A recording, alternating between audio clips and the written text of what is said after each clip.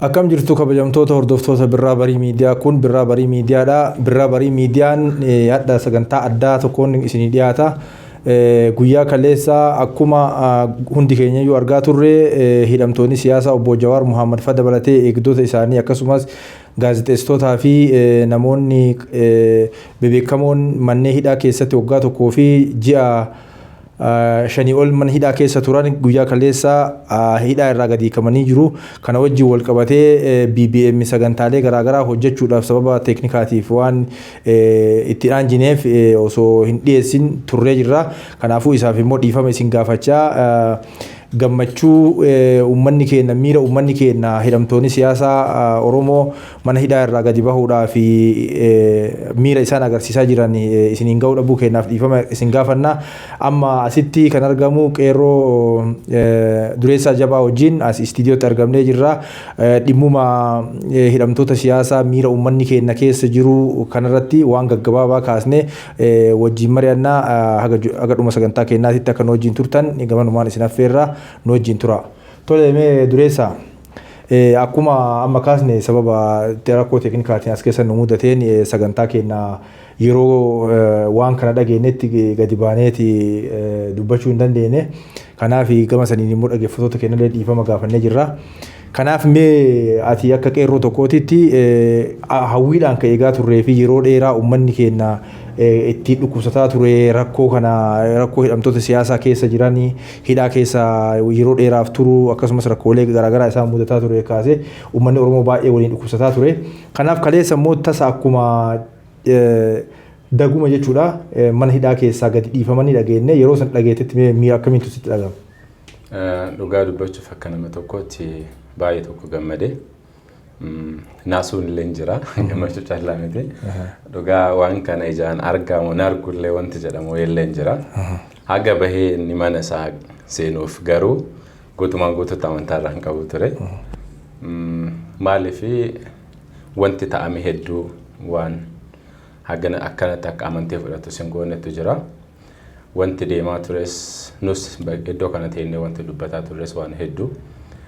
Wanti walumaa galatti uummata san irratti raawwatame waan salphaa miti. Uummanni kun yaalii ajjeechaatti irra gahee ture. Yaalii ajjeechaa san jalaa bahee deebi'aa immoo guyyaa Hacaaluu Hundeessaa wareegametti wanti kun raawwatamuu danda'ee jira jechuudha.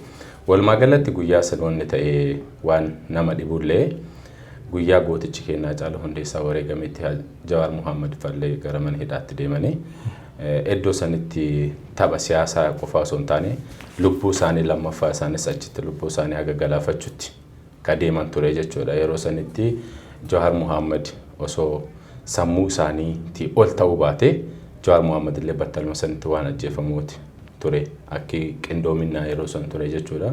Hidhattoota isaas irraa fuudhanii akka isaanis lafa kaa'an godhee kana booda immoo seera kabajee seeraaf ajajamee gara mana seeraa deemee jira. Garuu yeroo dheeraa murtiin arganne murtii dhabuun isaa immoo uummata hedduu ammoo dallansiisee illee uummanni hedduu waan hedduu irraa dubbannee jirra. Nus ammoo haga abdii kutachuutti deemnee jirra jechuudha. Walumaa galatti uummata keenyaan baga gammaddanis baga gammannee baga guyyaadhaa kana arguuf illee dandeenye.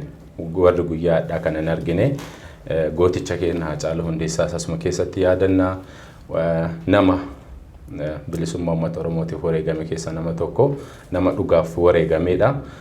Garuu gadheen nu harkaa isa fudhachuu dandeettee jirti. Rabbi bakka jirutti jannata isaa haa kennu biyyeen itti salphattu. Amma gara gooticha keenya Jawaar Muhammadii fi warroota isa fakkaatan ka isa jalatti himatamanii hidhamanii fi warra biroos ka mana hidhaa keessa ammas jiran maqaa Oromummaatiin jechuudha. Wanni wareegamaniif Oromummaadha waan ta'eef dheengaddas bakka kana dubbadhee ture. Foon kiyya cicciruu ni danda'u, ajjeesuu ni danda'u garuu ammoo jaalala isaaf qabu onnee kiyya keessaa baasuu hin danda'ani. Jaalala uummanni Oromoo Jawaariif qabu onnee uummata Oromoo keessaa baasuu hin dandeettu. Sodaachisuu ni dandeetta. Maqaa isaa barreeffattee gaafa tokko argaa ture baankii biyyattii keessatti deemee mucaa wayii guddudda duubatti Jawaar jedhee barreeffatee jira. Jawaar jedhee waan barreeffateef sakuriitiin inni bira dabaree argee gurbaa kana baasuu yaaluu osoo hin taane haga humna waraanaatti waamutti gahee maqaan isaatu si sodaachisa biyyatti san keessatti ati oromoo ta'uu kan keetu oromummaan kan kee callaan uummata san biyya san keessatti akka ilaalcha biraa si qaban godhu maaliif akka ta'ammoo sani diqqoo naayyuu na ulfaata jechuudha kanumaa fi adda qeerroo ta'ee dhufeerallee akka durallee akkas fadheellee jiru guyyaa gammachuuti. Kanaaf wanti akka nama Oromoo tokko akka qeerroo tokkotti natti dhagahame waan hedduu nama gammachiisaati. Ifti tun ifuma nu haa taatu bilisummaan nu haa deebitu garuu namni dhugaa qabu dhugaan hin turti malee hin cittu waan jedhamutu jira dhugaa immoo akka hin cinneen adda arginee jirra. Himmuwanna maaliif dhugaadhaaf waan deemaa jirruuf nama miidhuuf miti nama fixuuf nama ajjeesuuf miti nama buqqisuuf miti Oromoon hammatee jiraata Oromoon qabatee jiraata Oromoon lallabatee jiraata Oromoon seera gadaa guddifachaatiin uummata fudhatee of keessa jiraachisee jira saboota hedduu jechuun nuuf hin malu ture garuu biyyattii san keessatti ammoo dhugaa qabnu hagammaatti hin arganne hanni keenya ammoo deebi'a guyyaadhaan ammoo waan gaarii argaa deemaa jirra. Kanumaafuu Oromoon akka Oromooti waliin dhaabachuun, waliin dirmachuun, wal qabachuun Oromoon Oromoo ta'ee argamuun keessattuu sirba Taaddalaa Gammachuu kanuma keessan dabarsuuf osoo warra ta'eetii sirba warraa ta'eetii sirbi suni sirba guyyaa tokko keessatti miliyoona caalaa deemu sirbi sun hagammaatti adda argee adda ilaaluu nama 600,000 wayitu ganaa laalee jira uummanni Oromoo waan kanniin aadaa kana jabeessuu laafaa ofii jabaa ofii faanaa dhaabbachuu kanumaan barumsa nu haa ta'u osoo kasaba warraa ta'eetii hedduun keenya babbannee lallaallaa kanaanillee wal jabeessuun nuuf haa taatu maaliif sirba san irratti hedduu waan Oromoo fakkaataaf Oromoo urgaayaa achi keessa jira waan gadaa fakkaataa achi keessa jira kanaafuu waan akkasii kanallee haa barannu jedha qeerroo. Tole galatoomii qabxiilee hedduu kaastee dhugaatti jechuun yeroo hin qabnu har'a yeroo nuti qabnu yeroo gabaabaadha kallattii maaniyyee wanti keenya yoo kaasanii hincitu dhuman qabu maal jennaan rakkoon wal harkisaa deema wal qabataa wal fakkaataa deema kanaaf har'a garuu nuti kan irratti xiyyeeffannu Obbo Jawaar Muhammad dabalatee qabsaa'onni Oromoo mana hidhaa keessa turanirraa guyyaa kaleessaa akkuma carraa bahu amma qabxiilee tanaan dura kaasaa turretti nummaanuu asitti istiidiyoo keessatti diraamaadhaa fi mootummaan kun gadi dhiisuu isaanirraa immoo waan akkasii eeguu qabnu waan akkasii jedhu kaasaa turre nu hin amanne namni haga ammaatiyyuu namni dhugaa itti fakkaataa hin jiru sababiin isaa waan isaanirraa hin eegne tasaa ta'ee wanti kun tarii dhiibbaa ofiillee jaalatanii illee osoo hin taane dhiibbaan duuba jiraachuun kan ka'e ariitii beekamaadha. Ariitiidhaan gadhiisuu danda'anii jiranii garuu immoo wanti ta'uu qabu dursa uummanni keenya kan hawwii guddaadhaan qabsaa'ota kana eegaa ture bahuu isaaniitti baga gammaddan jechuun ni barbaanna nutis gammannee jirra baga gammaddan jechuun ni barbaanna maal jennaan qabsoon hidhaa ba'an malee hidhaa mana hidhaa bal'aa keessa dhiphaa keessa ba'an malee ammallee mana hidhaa keessa jiru maal jechuun haalli nageenya isaanii ammaan boodallee isaan qabsaa'ota namni qabsoo keessa jiru immoo wantoota garaagaraatu isa mudata isa kana keessatti immoo uummanni keenya akkuma yeroo mana hidhaa keessa jiru sana gurra qeensee hordofaa ture haala isaanii guyyaadhaan hordofaa ture ammallee nageenya isaanii tiksuudhaan qeerroo nama yoo argite jiraate naannoo jireenya namni eessaallee akka dhagayaan hin beeku akkaata bahuu fi akkuma jedhameen yoo eda Shamsuddin fa'aa yeroo inni haasa'u miidiyaa OMN irratti yeroo dhageenyu nuuyyuu bahuu keenyayyuu kan nu himame yeroo gabaabaadha garuu uummanni eessaa akka dhagayen beenu dirreemsa yoo nu gadi baanu dirreen sun guuteera jedha. Akkuma sanii mana Jawaariititti yeroo inni galu namni bakki dhaabatan hin jiru jechuudha. Kanaaf uummanni keenya yeroo waa uumaman yeroo waa galan akkasitti birmatee bahee wal bira dhaabachuun sun waan gaariidha. Garuu immoo kana keessa immoo diinni looyee miidhaa qabsiisuu waan danda'uuf of eeggannaa gochaa akkuma amma gochaa jiran nageenya isaaniillee gara fuula duraatti eegaa galma Oromoon barbaadu hayyoota kana.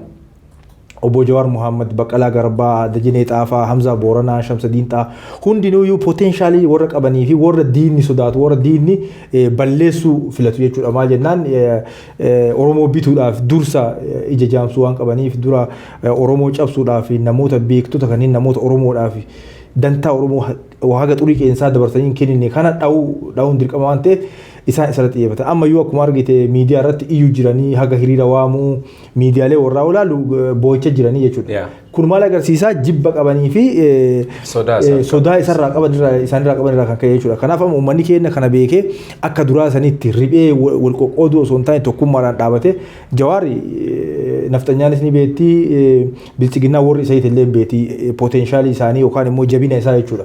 Garuu immoo sodaa aangoo isaanii teessoo isaaniitiif jecha nama kana ofirraa dhiibanii hiraarsanii midhaatti darbanii jijjiirama inni akka isaan ilaalan kanatti osoo hin taane wareegama meeqaan jijjiirama kana fidee isaan masaraa seensiirratti immoo deebanii isaan immoo shira kana irratti ta'anii waggaa tokko olii hidhan jechuudha. Kanaaf nuti amma gabaabumatti uummata keenyaaf kadhaamnu miirallee gammachuullee bira dabarsuu osoo baanneetuma maal jennaan ganaan nu hafa ammallee Jawaar biyya keessa jira mana hidhaatii bahe malee ammallee sirna san keessa jira haalli nageenya isaa eegamuu qaba hordofamuu qaba. Kanneen irratti immoo xiyyeeffannaa kennuu qaba malee uummanni Oromoolee sirbee waanuma xiqqoo hin gammanne ada jecha tokko dhugaa rabbii amma jedhee irraa bu'aa waan Baqqalaan yeroo 2018 yeroo hidhaa bahu Adaamaa istaadiyeemii Adaamaatti dubbate. Yeroo dargiin kufu ani dargaggeessa keessanii kana turee jedhe.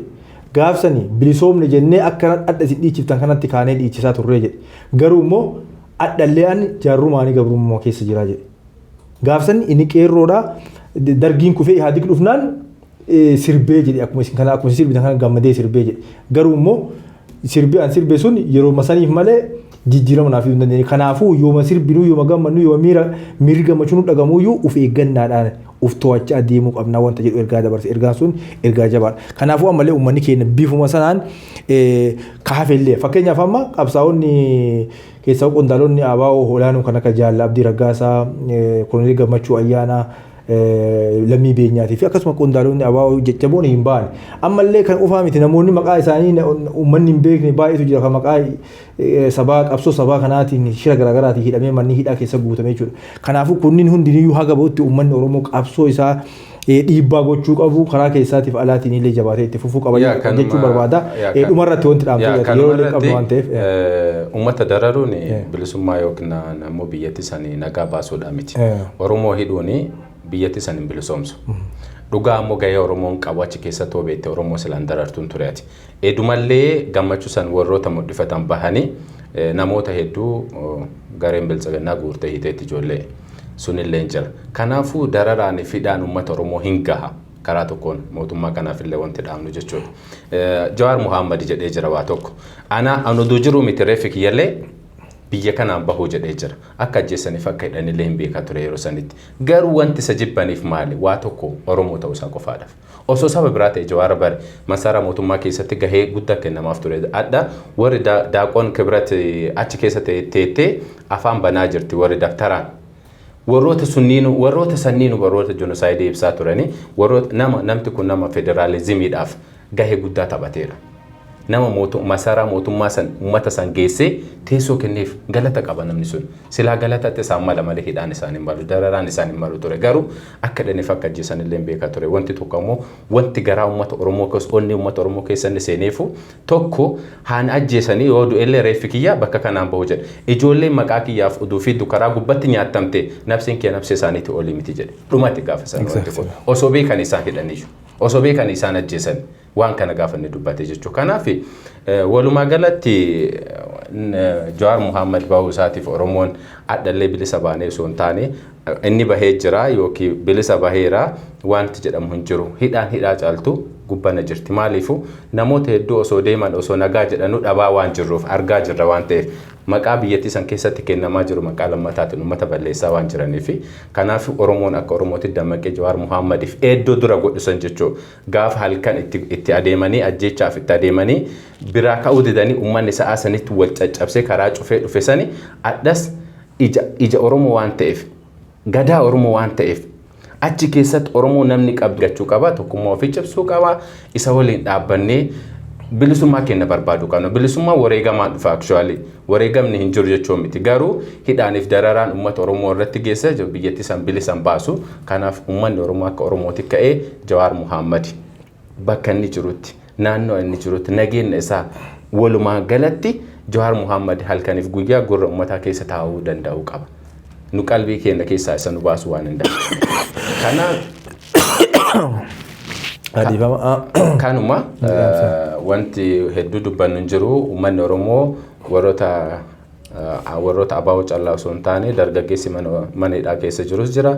Uummanni kunniinis uummata qabsaa nagaati. Qabsaan nagahaa gaafa qabsoo nagahaa deemsiftu ati dararamuu hin qabdu, hidhamuu hin qabdu. Actually biyyattii san keessatti mootummaan keenya mootummaa isa duraatti seenaa duraa hojjechuudha. Maaliif uummata ofii irratti dirooniidhaan uummata ofii tumuusaan biyyattii kamuu keessatti addunyaa kamuu keessatti hin jiru. Humna biraatiin dhaamuu hin dandeetta. Garuu mootummaa ofiitiin mootummaa isaatiin uummanni dirooniidhaan dura dhahame biyyattii Itoophiyaa keessatti. Sooriyaa fi Liibiyaa keessatti illee adeemfamne wanti akkanaa mootummaa isaaniitiin uummanni hin dhahamneeshu. Kanaafuu seenaa badaa dabarsaa jira. Seenaa kanarraa illee mootummaan kun ofaa eegu, ofaa deebisu. Uummanni achi keessa taa'ee ammoo Oromoo ta'ee Oromoo balleessaa jiru. Oromoo ta'ee Oromoo irratti shiraa jiru suni seenattu isaan qaabata. Boru ammoo uummata kana wajji keessa baatee jiraata. Akka kaleessa dhiifamsee hojjetu Oromoo biratti martuu adabbii mataa isaa argata.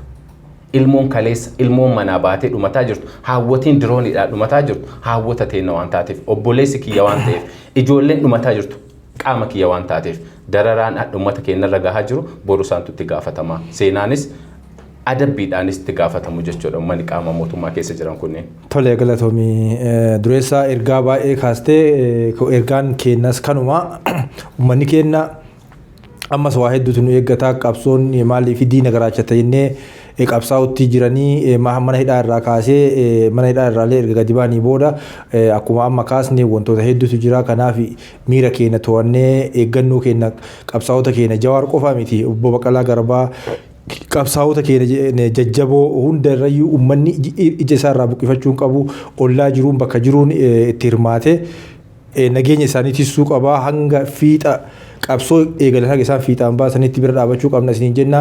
Hanga qophii keenya biraatii walitti deebinutti qophii gabaabduu ammaaf qopheeffanne kanumaan xumurraa haga dhuma sagantaa keenyaatiin wajjin turuu keessaniif hedduu isin galateeffanna. Fayyaa ta'aa galatooma.